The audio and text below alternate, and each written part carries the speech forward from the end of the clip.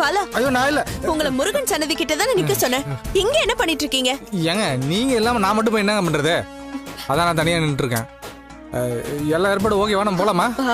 இல்லங்க, அங்க ரொம்ப கூட்டமா இருக்கு, கொஞ்ச நேரம் கழிச்சு போலாம். ஏங்க எல்லாருமே அந்த வேண்டுதலுக்கு தாங்க வந்திருப்பாங்க. நம்மளும் கூட்டத்தோட கூட்டமா போய் நின்று அந்த வேண்டுதலை முடிச்சு வந்துருவோம். அப்படிலாம் பண்ண முடியாது. நம்ம தனியா தான் இந்த வேண்டுதலை செய்யணும். தனியாவா? சரி, நான் மறைவா நிக்கிறேன், நீங்க ரெடி பண்ணி கூப்பிடுங்க. பாலா, பாப்பாமா.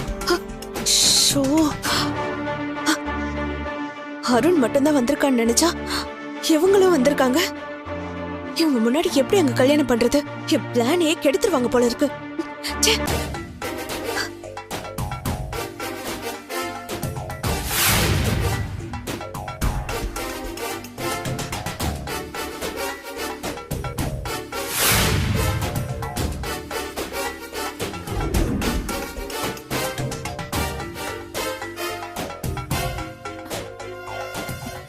வந்துட்டாரா?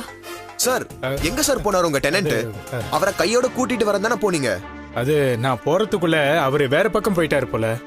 சரி சார், வாங்க இந்த பக்கம் போய் தேடி பார்க்கலாம். வாங்க. அம்மா ஒரு நிமிஷமா.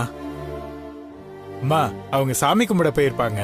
இப்ப போய் பிரச்சனை பண்ணா நல்லா இருக்காது. இப்ப என்ன சார் சொல்ல வரீங்க? இவ்வளவு தூரம் வந்துட்டு அவங்கள பார்க்காம கிளம்பலாம்னு சொல்றீங்களா? அப்பா நான் அப்படி சொல்லப்பா. சாமி கும்பிட்டு வந்த பிறகு நம்ம பேசிக்கலாம் தான் சொல்றேன். அவங்க திரும்பவும் வேற வழியா போயிருவாங்க. அப்புறம் திரும்பவும் நாங்க இங்கே நின்னுட்டு இருக்கணுமா? டேய், டென்ஷன் ஆகாத சார். நாங்களும் வந்தாதானே பிரச்சனை. நாங்க இங்கேயே நிக்கிறோம். நீங்க அவங்கள போய் பார்த்து கூட்டிட்டு வாங்க. சரிம்மா. சார் ஒரு நிமிஷம்.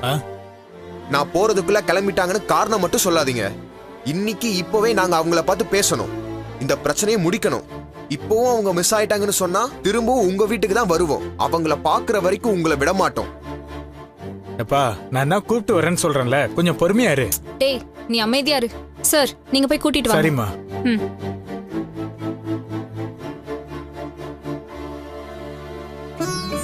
பேச வேண்டியதெல்லாம் பேசியாச்சு. தட்டு மாத்திக்கலாமா? ஏங்க ஒரு நிமிஷம் இருங்க, எனக்கு ஒரு கேள்வி இருக்கு. பெரியவங்க நாம மனசை விட்டு எல்லாம் பேசிட்டோம், திருப்தியா நிறைவாவும் இருக்கு. ஆனா இந்த கல்யாணத்துக்கு வித்யா சம்மதிப்பாளா?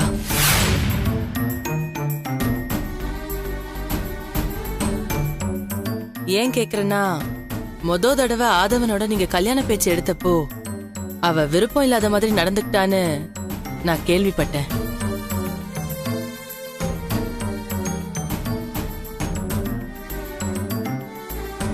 பெத்தவங்க நமக்குள்ள ஒத்து போயிட்டாலும் கல்யாணம் பண்ணிட்டு வாழ போறது ஆதவனும் வித்யாவும் தானே. அவங்க விருப்பம் தானே இதுல ரொம்ப முக்கியம்.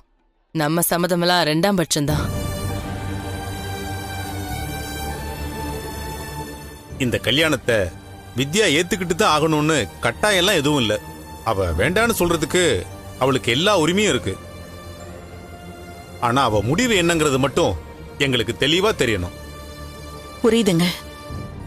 அவகிட்ட கல்யாணத்தை பத்தி நாங்க அவ்வளவா பேசல. திடீர்னு அந்த பேச்சு வந்ததுனால பதட்டத்துல அன்னைக்கு அவ அப்படி நடந்துக்கிட்டா.